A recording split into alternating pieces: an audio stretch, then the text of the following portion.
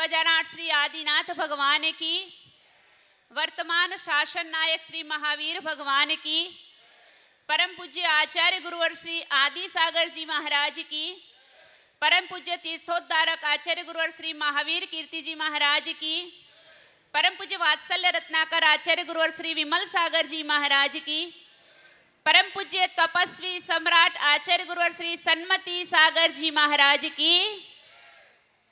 गुरुवहे पांतु no नित्यम ज्ञान दर्शन नायका, चारित्राण गंभीरा मोक्ष मार्ग प्रदेशिका। बोलो परम पूज्य चतुर्थ भट्टाचार्य प्राकृत केसरी आचार्य गुरुवर श्री सुनील सागर जी गुरुदेव की।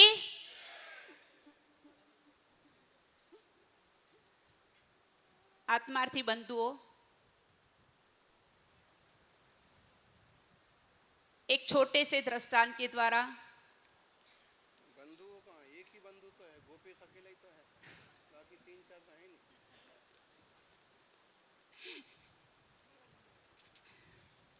नहीं। एक सेठ जी थे, मृत्यु के बहुत निकट थे।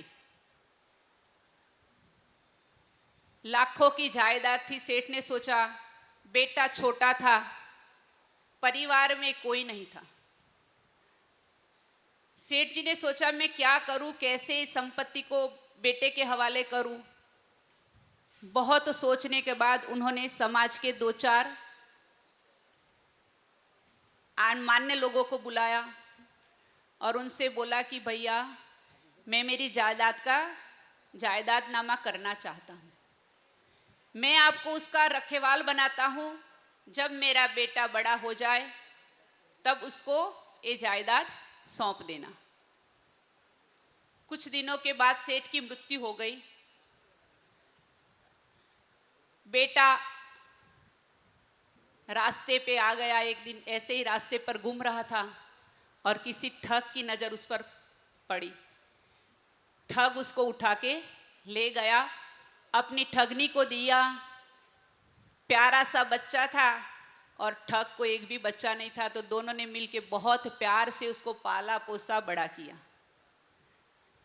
बेटे को तो पता ही नहीं था, उनके लिए तो यही उनकी माँ थी, यही उनके पिता थे और ये खेती वगैरह थे, वही उनकी संपत्ति थी। बड़ा होने के बाद बेटा 17-18 साल का हुआ होगा और ऐसे ही घूमने के लिए शहर में चला गया। जब शहर में गया तो कोई एक ट्रस्टी जिनको बनाया था उसने देखा और पहचान लिया। तो बेटे को बोला, बेटा तू अभी तक कहाँ था? हम कब तक तेरी जायदाद को संभालेंगे? तेरे 50 लाख रुपए मेरे पास पड़े हैं, अब तुम इनको संभालो और हमें मुक्त कर दो। अब बेटा सोच रहा है, सेठ है, कुछ बावला हो गया है, मुझे बहका रहा है, मेरे पास कहाँ 50 लाख की संपत्ति होगी। थोड़ी देर आगे चला, सुनी अनसुनी कर ली इनकी, दूसरा ट्रस्टी मिल गया।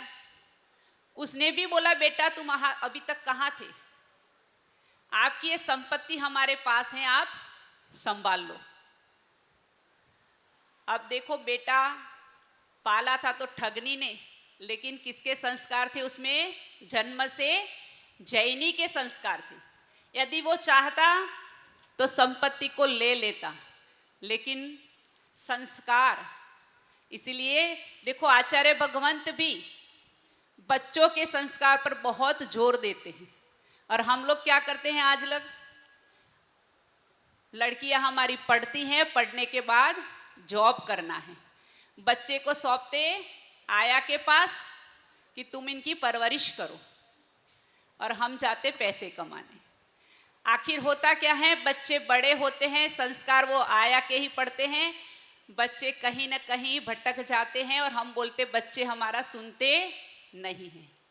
लेकिन देखो, जिस बच्चे को आप उंगली पकड़ के मंदिर लाओगे, जिस बच्चे को आप उंगली पकड़ के प्रवचन सभा में ले आओगे, जब आप बुजुर्ग होंगे आपकी उंगली पकड़ के वो आपको मंदिर ले जाएंगे, वरना वो भी आपको ऐसे ही छोड़ देंगे तुम्हारे हाल पे।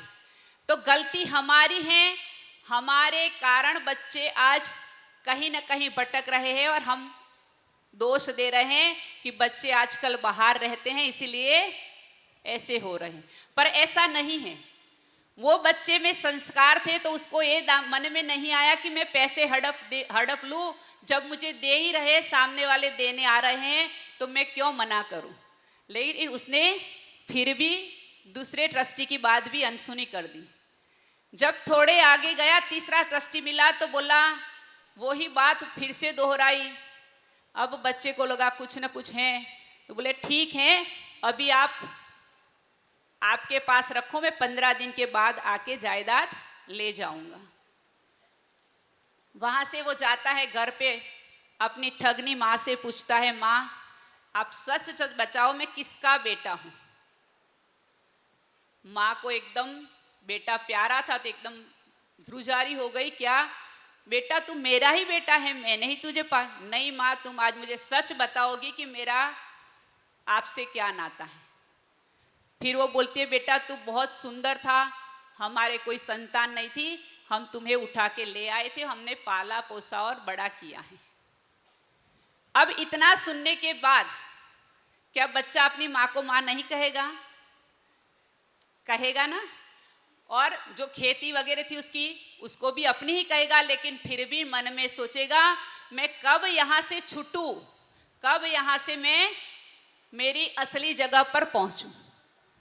आज यही हाल हम सब का है। हम सब भी अज्ञान के कारण बालक हैं। गुजराती में આપણે બધા પણ અજ્ઞાનના કારણે બાળક છીએ અને આપણી અમૂલ્ય નિધિ છે અનંત જ્ઞાન, અનંત દર્શન, અનંત સુખ, અનંત વીર્ય। એ સંપત્તિની રખવાડી કરી રહ્યા છે આચાર્ય ભગવાન સુनील सागर जी एवं समस्त मुनिराज जैसे गुरुदेव। आज वो हमें जगाने आए हैं कि तुम्हारी असली संपत्ति ये है, तुम कौन सी संपत्ति में रुले हो। आज तक तुम मान रहे हो वो तुम्हारी असली संपत्ति नहीं है। हम आज तक यही मान रहे हैं। पंडित दौलत राम जी ने बताया है 6 डाला में, मैं सुखी दुखी में रंग राव, मेरे धन गृह गो धन प्रभाव, मेरे सुततिय में सबल दिन, बेरूप सुबग मुँह रख प्रवीण। हम आज तक यही जान रहे कि मैं ही सुखी हूँ, मैं ही दुखी हूँ, मैं रंग राव हूँ।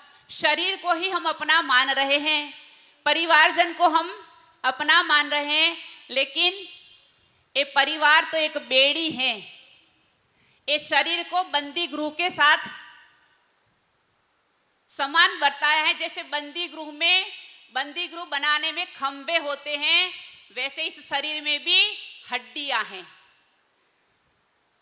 जैसे बंदी गृह में रस्सियों से बांधा जाता है, वैसे ये शरीर भी नसों से बांधा गया हुआ है।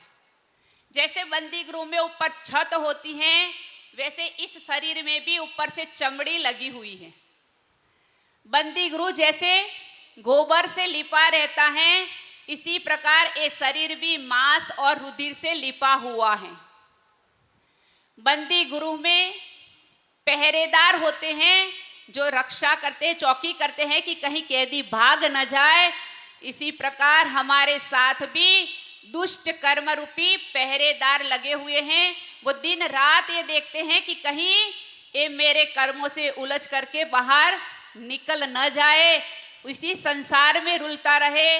और बंदी गृह में जैसे बंदे रखने के लिए सांकल होती हैं, वैसे यहाँ इस शरीर में भी रोकने रखने के लिए आयु कर्म है। लेकिन बंदी गृह के जो पहरेदार हैं उससे भी ज़्यादा ताकतवर हैं अपने गुरुवर, जो हमें कर्मों से कर्म बंदे रखते हैं कि हम बंदी गृह में से न छूटे।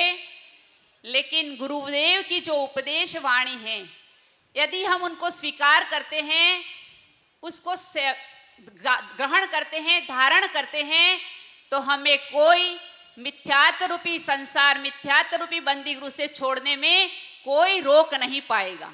बस जरूरत है हम उसको ग्रहण करें, उनको स्वीकार करें। देखो, एक पानी का गड्ढा गड़ा होता है, कितना भी सुंदर हो, बहुत सुंदर दिख रहा है, लोगों को बहुत आकर्षक लग रहा है। कई लोग उसका फोटो भी निकालते हैं, लेकिन एक प्यासा व्यक्ति उसके पास जाता है तो देखता है उसमें पानी नहीं है। क्यों? क्योंकि वो नीचे से फूटा हुआ है। जो घड़े में जल धारण करने की शक्ति थी वो उसमें नहीं है।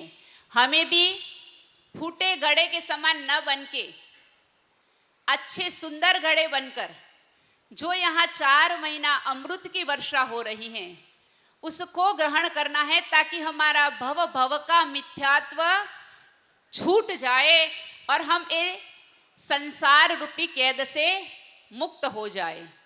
देखो, बारिश बहुत आती है, सीप में उसके पानी गिरता भी है, लेकिन सभी बारिश का पानी मोती नहीं बनता है। जो स्वाति नक्षत्र में पानी सीप के मुख में जाता है वो ही मोती बनता है। उसी प्रकार कब पता नहीं गुरुदेव के कौन से शब्द स्वाति नक्षत्र की बूंद के समान हमारे कान में गिरेंगे और कब हमारा सम्यक्त्व प्राप्त हो जाएगा, इसका हम कह नहीं सकते।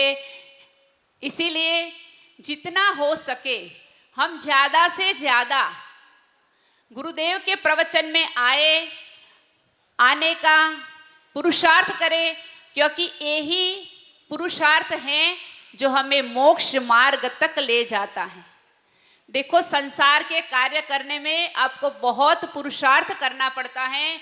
मोक्ष मार्ग के लिए कुछ भी पुरुषार्थ नहीं कराना, न हाथ पैर चलाना है, न कुछ मेहनत करना है, बस हाथ पर हाथ धर के बैठना है, भीतर में जाना है। जो भीतर जाता है वो तिर जाता है, और हमें भीतर जाने का इस मौका मिला है। इस अवसर को हमें संपूर्ण तौर से उठाकर अपने आत्मा का कल्याण करना है। बस इसी मंगल भावना के साथ परम पूज्य आचार्य गुरुवर श्री सुनील सागर जी महाराज की